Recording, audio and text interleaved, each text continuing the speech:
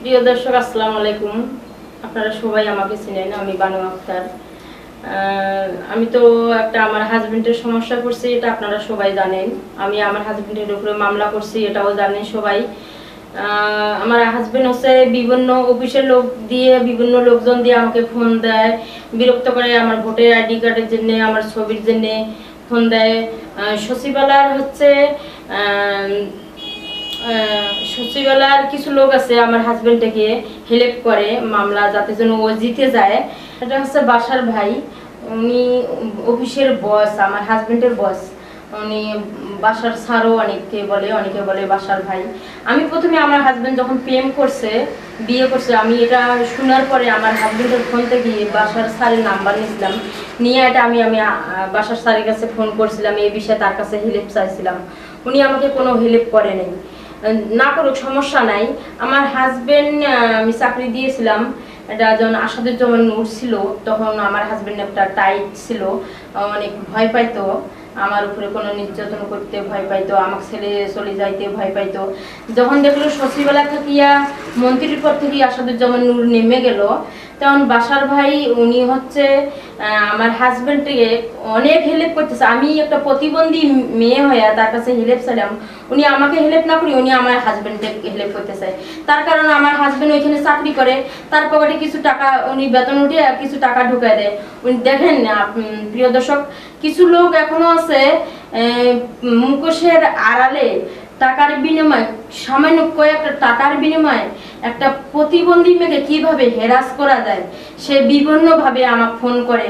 আমার এডভোকেটের বাসার ভাই আমাকে আরো 2 দিন ফোন দিছিল আমার এডভোকেটের নাম্বারের জন্য, যে আপনার এডভোকেটের নাম্বারটা আমাকে দেন, ওনার সাথে আমি আলাপ করব, দেখি এটা কিভাবে কি করা যায়। আমি এডভোকেটের নাম্বার দেই নাই।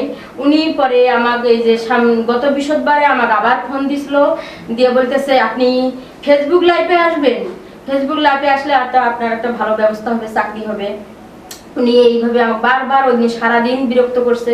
আমি হয়তো ভাবছিলাম যে অনেক সাংবাদিকরা তো আমার কাছে আসে, অনেক আমার এই নিউজ করছে, অনেক সাংবাদিক হয়তো হইতেও পারে, এইটা মনে করে আমি আমার ভোটার আইডি কার্ডের আমার জন্ম তারিখ, আমার বয়স কত সাথে কোন মাসে জন্ম হয়েছে এই তারিখটা আমি দিয়েছিলাম, দিয়ে হয়তো এটা দিয়ে ওরা একটা ভোটার আইডি কার্ড বাইর করবো।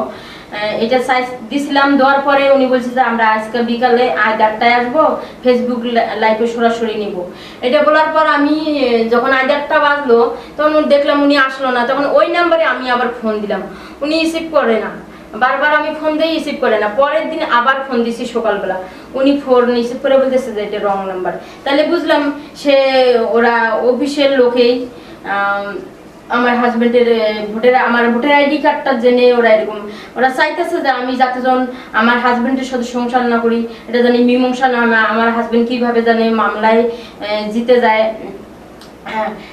মাননীয় প্রধানমন্ত্রী, আপনি তো আমার ঘটনাটা প্রায় জানেন, আপনার এই বিষয়ে আপনি নালিশও দিচ্ছেন, আমার হাজবেন্ডকে আপনি চাকরি দিচ্ছেন, আমার হাজবেন্ড আমার থেকে আরেকটা বিয়ে করছে, আমি নালিশ দিচ্ছি আপনার কাছে। আপনি বলছেন যে চাকরিটা ওকে বরখাস্ত করিতে, আর অফিসের লোক অনেকে তাকে বরখাস্ত না করে এমনিতে সাসপেন্ডে রাখছে, সে তো হাফ বেতন পায়। কিন্তু অফিসের লোক তো আপনার সচিবালয়ের অনেক লোকে চাচ্ছে যে আমি আমার স্বামীর কাছ থেকে বঞ্চিত হয়ে যাই, আর আমার স্বামী যেন মামলাটায় জিতে সে চাকরি করে আরেকটা মেয়েকে নিয়ে সে যেন সুখে শান্তিতে খায়, এটা অফিসের কিছু লোক চাচ্ছে। আমি কারো তো কিছু কোনো ক্ষতি করি নেই, হয়তো বাসার ভাই আমাকে হেল্প না করলে সমস্যা নেই, কিন্তু আমার হাজবেন্ডও কি বিষয়ে হেল্প করতেছে, ও তার কি হয়, সামান্য কয়টা টাকার জন্য উনি তার কাছে বিক্রি হইতেছে, না অন্য কোনো বিষয়ে সে এই কাজ করতেছে। আমি এত কিছু করার পরেও এটা তো সারা বাংলাদেশ জানে, অনেক লোকে হয়তো আমাকে হেল্প করার জন্য ফোন দেয়, কিন্তু অফিসের লোক কি জানে এটা তাকে আমার হাজবেন্ড এত বড় একটা অন্যায় প্রশ্রয় দিতেছে। আমি এটা সবার কাছে, আপনারা দর্শক পারলে অনেক কিছু হচ্ছে প্রশাসনের চাই দর্শক কিন্তু অনেক অনেক বড় ধরনের কাজ করতে পারে, অনেক বড় ধরনের একটা সমস্যার সমাধান করতে পারে।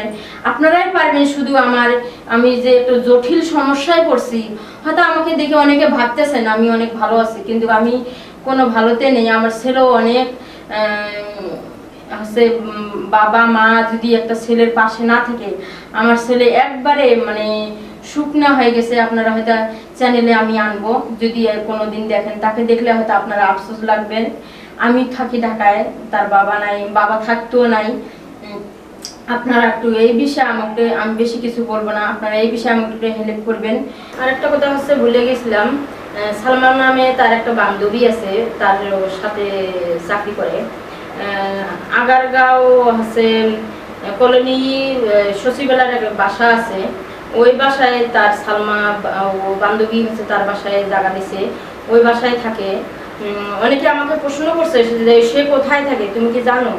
আমি তো জানছিলাম না, পরে খবর পাইলাম যে সে নাকি তার বান্ধবীর বাসায় থাকে, ওই যে আগারগাঁও।